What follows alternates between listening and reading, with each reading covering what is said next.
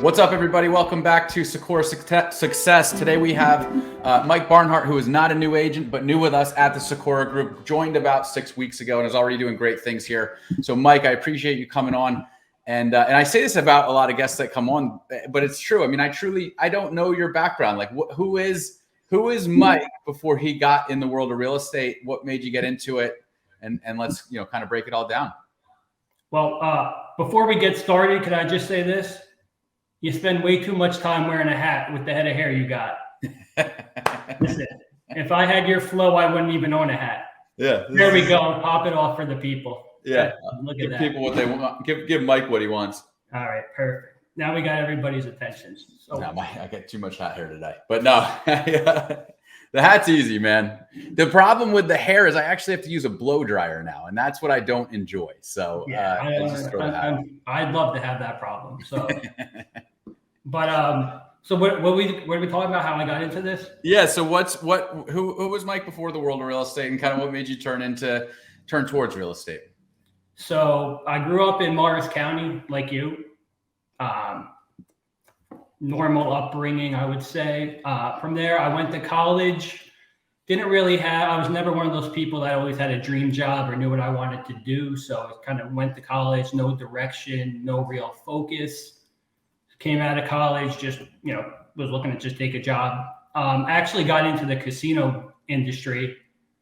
That's a pretty long time ago. I don't really remember how or why I got into that. I probably just watched too many mob movies or something. But so I was in that, figured out pretty quickly that that's not what I wanted to do for the rest of my life. So, once I figured that out, it took me almost 3 more years to quit that. But anyway, in that time, I started looking into real estate investing, more so than sales or anything like that. I was reading some books, articles, and listening to some podcasts. Started looking at some multifamily deals out where I was living then.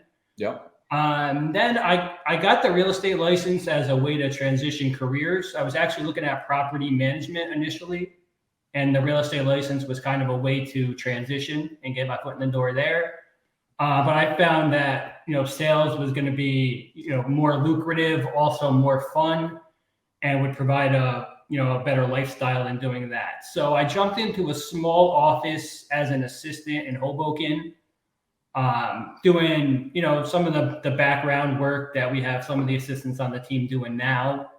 Also doing some rentals here and there. Spent almost 2 years there, and then I jumped into full-time sales, which I've been doing for the last 3 years now. So what year did you jump into the office assistant side of things? What just so I can understand what year we're in now? That was the summer of 2016. Okay. So you were there till about 18, then you went full time. Yes. 18. Okay, cool. And then, so my first year, if I remember correctly, I did maybe 2 or 3 sales and a handful of rentals. I mean, listen, it's hard for anybody or 99% of people to get traction right off the bat. You just got to put in that time. So, and I think, what I struggled with and which I really haven't still perfected is really getting that business plan. And, 18, I sold 2 homes. So 19, I was like, okay, I want to get to 10 homes. But I never, how many conversations do I need to have? How many appointments do I need to go on? I wasn't really focusing on that aspect of it. I was just trying to talk to as many people as possible, which is not the right way to go about it. So that's something I didn't really have a grip on early on. Yep. And one of your strengths that we've definitely noticed with you being a part of our family is you're not afraid to pick up the phone. You're not afraid to prospect. So when you're saying we were talking to a lot of people, were you prospecting just quite a bit back then, or like just kind of just spraying and hoping, or was it like a focused in, conversation? No, it was more. I would say it was more so spreading and hoping. Okay. Which again, not the right way to go about it. In the last year, I've really doubled down, and since I've been here with the dialer, I've really quadrupled down on it. It's just calling because, like you said, I'm not afraid to do it, and I feel like most agents are gonna, they're gonna do the Instagram post, they're gonna do all that kind of stuff, but most of them are not gonna, really bang the phones. Yep. And again, what's nice too is we're in an atmosphere where, I feel like a lot of times you hear like, oh, that cold calling doesn't work or this doesn't work, but we're in an atmosphere where a lot of the agents on our team have had their success through that. Like that, we taught and trained that over the years. So it's fun to like be able to hop on a dialer and have Eric Eckhart sitting right next to you doing the exact same thing, or Dan Spitz doing the exact same thing, and watching them, you know, 100%. Still doing, even though they're at a high level of success, still doing the exact same thing that got them there, you know. 100%. And it definitely works. There's no question about it. Yep. Cool. Yeah, I mean, it's honestly just a numbers game in that aspect. So 3 homes or so the first year, doing a bunch of rentals, which is that's incredible, by the way, because I think my first year I sold 1 home and then did a bunch of rentals. And then the next year, just again, it was like a couple homes. I was doing a lot on the rental side of things.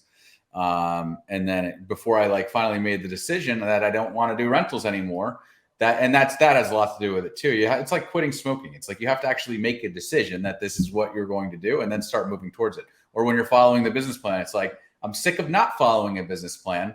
I'm going to write one out and I'm actually going to stick to it at this point, you know? And it makes a huge difference. Oh, too. It's so huge. And literally the call that we were just on, I was just on one prior to this. I jumped at like 120. But I think it was our silver group off the top of my head. And we were talking about, like, I pulled up on my phone in 2015. I found it when I moved from the one apartment to another one in Hoboken when we bought our condo. But it was my 2015 goals, and it was all written out, and it was on a 5x3 or 3x5 index card, which I taped with packing tape on both sides, and I would put it in my pocket. But it was really cool because it's looking at it like, even that, like, I always put as a driver, like within my business, when I do my business plan, when I earn X, I'm going to go buy myself this Rolex. And it was on my business plan for so many years. And there's so many times that I hit all of these goals and I never ended up buying the watch. And like, I just tell people that, like, write out the goals, have them crystal clear, like know exactly what you're going to do with the money when it comes in.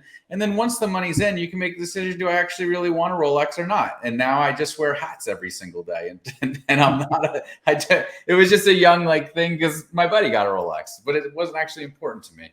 But I just bring it up because I was very granular. I had the one side of it, had everything that I wanted to do on the personal side of life, like with relationships, dinners, financials, with, vacations, time with the family, you name it. And then the other side was strictly business, which was, I'm going to sell X amount of homes. I'm going to do this. I'm going to do this. I'm going to do this. I'm going to do this. And I had to look at it every single morning. But yeah, that's one of those, like, people don't follow their plan once it's written out. And honestly, I don't think I followed that to the T either. But if I'm 90% of what, is written on there, it's still, I'm moving forward. And that's what, like yourself, it's about going forward every single year. And that's when that starts to compound and create that snowball effect. Yeah. I think it's hard for people to take a long-term view and, be willing to deal with that delayed gratification. So they're like, I can make a quick buck doing, 4 rentals this week, whereas, maybe you could have spent that time picking up more sellers that are going to help you down the line. Yep. Or they don't, something we talked about in the meeting before, maybe you don't want to hire an assistant because you don't want to pay. But if you look at it long view, like, you may increase your production much quicker. So I think, and I find a lot of people too, they don't want to hire the assistant because they don't want to fill that time with more income producing activities either. They want to not screw off, but they don't want that. The problem is when you're fully leveraged out, like if you, for instance, for you, if you had like 4 assistants around you all day long, the only thing you would have to do is talk to clients all day long. And a lot of agents don't have that in them. They don't want to be doing that, That just comes down to discipline at the end of the day. Totally. And that's why I want to, I just see, so many good things happening for you in this business. And I really feel like the sky's the limit because you think that way, and it's super important. So, fast forward, and I don't know, pause me if I'm jumping over anything that you want to speak about, but fast forward to where you're at today. I mean, where you want to go in the next, 12 months, where you're servicing business wise and stuff like that. So the clients who are watching this know. So this year I'm going to probably close. I'm supposed to have a deal close in a couple of weeks. If I close that, no problem. I'm going to close about $7 million this year. Okay. Next year, trying to double that, be right somewhere in the 12 to 15 range. I think it's very doable if I stick to some of the things we just spoke about the last few minutes. service areas, mostly, Hudson County, a little bit of Bergen County. Do a lot of work with investors as well. Some of my early deals were multifamilies, and that's kind of something I've stuck to since since I was doing those at the beginning. Yep. So I do a lot of work with that. So mostly multifamily and condo, Hudson, Bergen County. Okay, cool. And then, before we wrap up too, I mean, the agents that are watching this, what do you feel like an actionable, I know we talked about a couple of them, but like, what would like an actionable takeaway be that they could implement, whether they're an experienced agent looking to get to 12 million, or they're a brand new agent and you in 2016 or 2018, just kind of starting out and trying to figure it out? Well, I mean, I kind of touched on making sure you're on top of your business plan. I think that's huge to get that habit from day one, which is something I wish I would have done.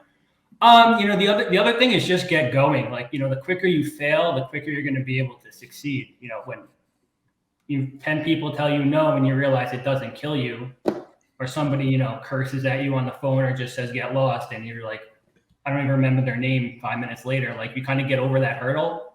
Yep. And it just becomes much more easier to, attack. Yeah. And it's so true. It's like, if you like, it's a great way to think about it. If you have 99 people scream at you and the 100th is a deal, it's like, okay, great. Exactly. I got to go find 99 more people to yell at me, There's that Bill Gates meme I see. I don't even know if it's really attributed to him, where he's like, I showed my idea to like 10,000 people and 11 did business with me and made me a billionaire. So, I mean, people said no to Bill Gates a lot too. So everybody. Yeah. It's all day long. And I hope that's a real quote from Bill Gates and not just some internet thing though. I'll pull it up after this, but I think you're right. I've heard that one before. Everybody called him, was it him or also Steve Jobs too with Apple, right? I feel like he has a lot of failure in the beginning. Didn't he get fired from his own company? I think just about all these guys did. Yeah, they all have, and they all have, I think Elon Musk had something that launched improperly, and then he found Tesla and blah, blah, and the rockets are blowing up. But anyway, it's like people get punched in the face all the time with life, and they keep pushing through. So, dude, pleasure to have you as a part of our world. Pleasure to have you on. If a client wanted to buy a multifamily condo, Hudson County, Bergen County, or somebody wanted to say, hey, let me partner up with you on the EXP side of things, love what you're doing, and wants to come in the office and prospect with you, how would they get in touch with you? So email is michael@sellwithsikora.com. Phone number is 201-874-9450. Those are probably the two best ways. Awesome. You search my name on social media. My handles are just my name. Awesome, dude. Well, I appreciate you coming on, and keep on rocking. Excellent. Thank you.